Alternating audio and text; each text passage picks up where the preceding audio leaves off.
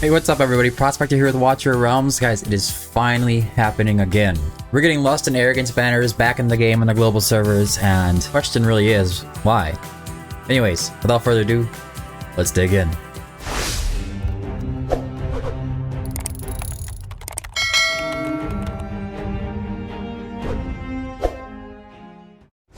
Alright, so Destin and the Leaker Boys, they did make a video about this. Before it popped up on the events tab saying that the 20th, they're going to have Lust and Arrogance banner back on the server. And initially this was going to be a Kigiri banner from the leakers. So we didn't get that officially from Moonton, but it was leaked that this was going to be a Kigiri banner. But because of the August update, it seems like Kigiri is going to be put off until they can update that on the server side to get the heroes added into the game. I have some ideas of why that's happening, and I'll go over them in a little bit. But first, let's go over the banners and decide whether or not you should summon and if you should be holding for now or what you should be doing. We have an Invocation of Oath. Lust, event exclusive, 15x drop rate and guaranteed within 250 summons. Not to mention a 15x drop rate for Arrogance. So it seems like the Lust and Arrogance are going to be on the same banner. I'm assuming that's what it is. I'd like it if the Arrogance one was maybe on the Divine Summons and then Lust was on her own. And then Arrogance wasn't actually included in that one, just so you could try to target Lust a little easier. But anyways, if you pull Lust or Arrogance during this event, it's not going to hurt you in any kind of way.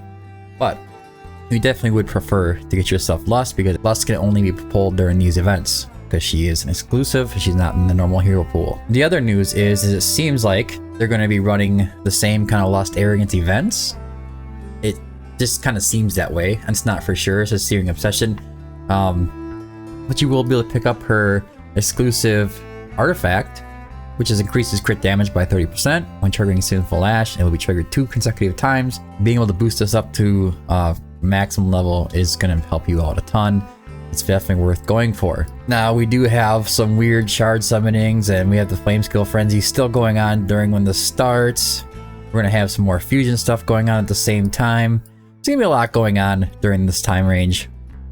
But if they do run the events like I think they're going to do, you guys should be pretty well off to get your Lust, especially because all the events are going to be able to help you out in getting a lot of extra summoning crystals and diamonds, and rewards are just going to be like through the roof. They usually are. You could probably pick them up in the shop if they add the shop. How important is Lust? If you're new and you're not really familiar with what this hero is, Lust is insane. Lust is in every high-end guild boss comp or any kind of boss stage that you can think of.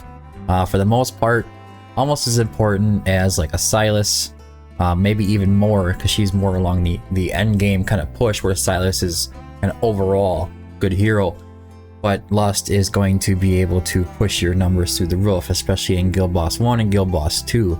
That's where she really shines. But what is she doing? Well, on a talent, for every 2 ultimates activated by faction allies of the Nightmare Council, the hero will trigger Sinful Lash, which deals 400% damage to a random enemy in range. You have her exclusive artifact that will be triggered twice, so it'll total out to 800% every single time. So running like a full Nightmare squad is going to be a good idea. She will just be like whacking out for 800%, 800%, 800% every 2 ultimates that they activate, which is pretty wild. During the ultimate, deals 40% more damage, and each basic attack lands 4 lashes in a row, lasting for 20 seconds. You just whack, whack, whack, whack, whack. She's awesome. She's an awesome hero. On the basic, she randomly attacks enemies in range 2 times, each dealing 100% damage with a 15% chance to attack allies instead. If the target is an ally, deals damage equal to 5% of the target's current HP. This doesn't really hurt them much. Most of the time, if you're running like high-end comps anyways, you're not going to notice this little bit of damage that's going on. Every time Sinful Lash is triggered, increases attack speed by 40, stacking up to 3 times. So you get 40, 80, 120 extra attack speed. It's wild. On the last passive, Agonizing Delight, gains 30% damage increase upon dealing damage to allies with basic attacks, lasting for 5 seconds. If the target ally belongs to the Nightmare Council, there is a 50% chance to restore 10% rage for the target. So, her going and whacking, your Arrogance or your Torador, or maybe if you get a Kigiri eventually, or maybe your Volca, whatever it is, she has a chance to restore 10% of their rage. Adds a little RNG to your fight, but a big one is the passive, Flames of Desire, is with Arrogance. During the ultimate, deals 20% extra damage, and all damage dealt to enemies inflicts burning. So unless she's gonna start doing burning on top of everything, which deals 20% continuous magic damage per second. So it's just damage, damage, damage, damage, damage. A little bit of rage regen, more damage, damage, damage. Lust is out of this world. And if you haven't heard about Arrogance by now, I'm sure you have. He's in a lot of the comps that you can see on YouTube, content creator channels. We have them all over the place running with Arrogance. He's almost in most of the big top teams, just like Lust would be. But the question is, why is this event coming now? So it is under my understanding and belief in somewhat of a way that Moonton runs W Gold events where you can buy in-game items from a third-party website with Smile1 or Coda that has apparently ticked off Apple, and I'm sure it probably ticks off Google too. I heard of other issues with other games when they tried to do this, and it has caused issue with Google. So I'm not surprised that Apple is doing this right now. But I think they're trying to come to terms on how they're going to run these third-party services as far as payments go. And the reason that they try to do them, Moonton wants to do them, is because they can bypass Apple's fees. So every time we make a purchase, Moonton gets a certain amount of every single purchase, or a certain percentage, I should say, of every single purchase that goes through. And that's part of the deal of being on their platform. I'm not sure if Moonton pays an actual fee or if paid some kind of entrance fee to be on the platform or what, but they kind of go into a contract with Apple, and they go into contract with Google that they have them on their platform. So this is what they do to make money off of the games that are on the platform. Same thing with like Steam or any of those other kind of platforms, even on the computer or whatever. If you have your game on there, you pay a certain fee to the company that's hosting your game, essentially. I'm sure like the Xbox platform is the same thing, or the Switch platform is the same thing with all those like indie games and stuff. They probably all pay a fee towards the platform. Now Moonton seems to be very determined to bypass this, and determined they are, and I think they're being very successful at doing so.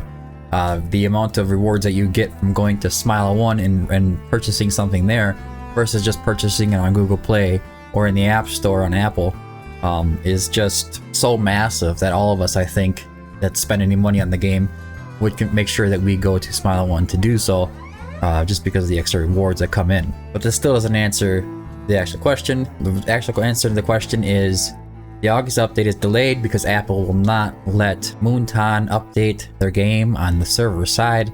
It's just sitting there stale as it is, so they can't update the main game files, which makes it so they can't add like Kigiri, Beelzebub, Tallulah. All those heroes can't be added into the game because that would be a server side thing, not on the client side. So in a sense, Moonton knows this is a problem for the players, and we're sitting here waiting for this update to come and hit the global servers. I think they're just trying to make us happy for now and just to hold us off.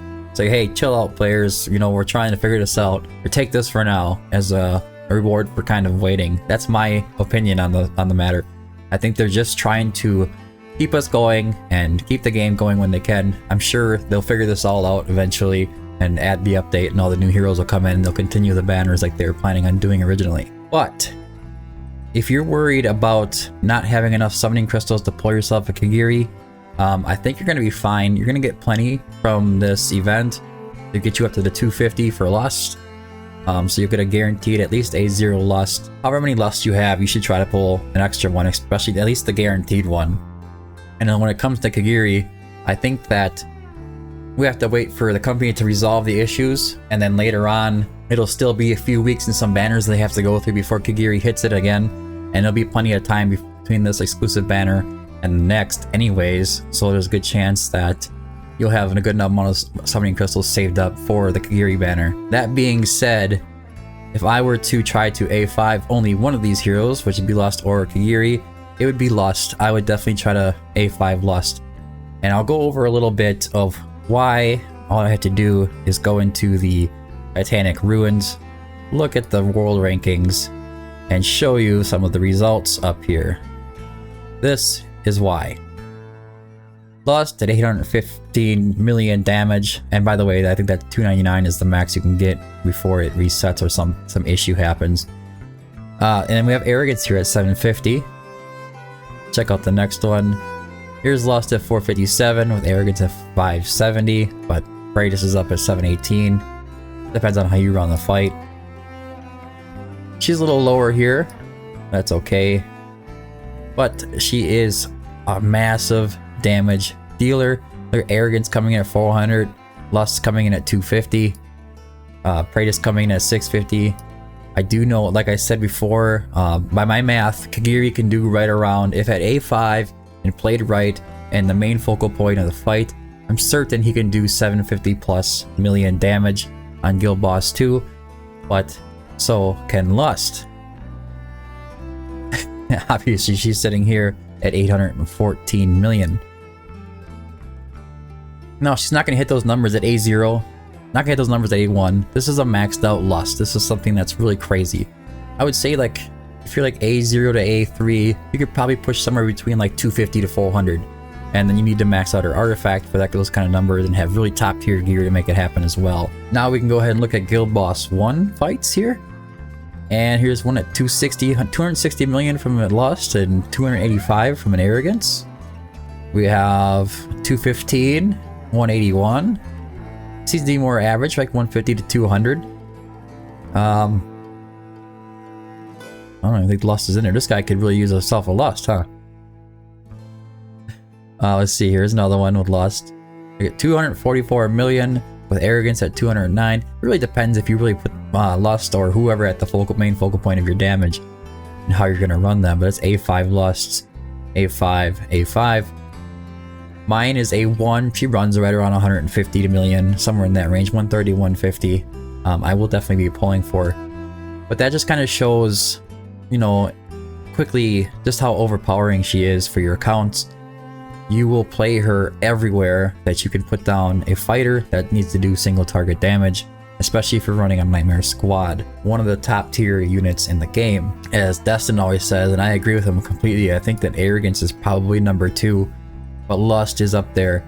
It really depends if you like put them in the categories. So if you put like boss fights, Lust might be number 2 or number 3 in the boss fights as far as being a top tier hero, and Arrogance might be even below her depending on what you're fighting. But Kigiri is definitely going to be joining those ranks as well. But anyways, guys, this is super exciting. It's a good thing. Well, kinda. If we were planning on saving for like a good 7 months and then just pulling all out on Lust to get an A5. Might be kind of sad that they're throwing it in there early, but in anyways, you get one free Lust for sure if you have the summoning crystals. I would assume right around 150 summons is going to get you there, and then you'll be guaranteed to get yourself a Lust. If you don't have a Lust, you need to go for this banner. If you have an A0, A1, A2, A3, A4, A5, whatever Lust, I think you still should go for this banner. So everybody should be summoning at least the one Lust. Whether or not you go really far into that and you spend a lot of money, or if you just like drain your whole account of all your summoning crystals that you've saving up for a long time, that's up to you entirely. I will tell you that every single awakening is very important for her and makes a huge difference, especially from A3 to A5. So you start really pushing those boundaries and doing a ton of damage with Lust. But anyways, guys, that's all I have for the video. I hope you found it helpful. If you did, don't forget to like and subscribe. YouTube analytics show me that only 15% of my viewers are subscribed. I'd like to get that number up a little higher. It'd be really nice. It helps me out on the channel. But anyways, that's it for the video. Thanks for tuning in. Until next time, keep digging.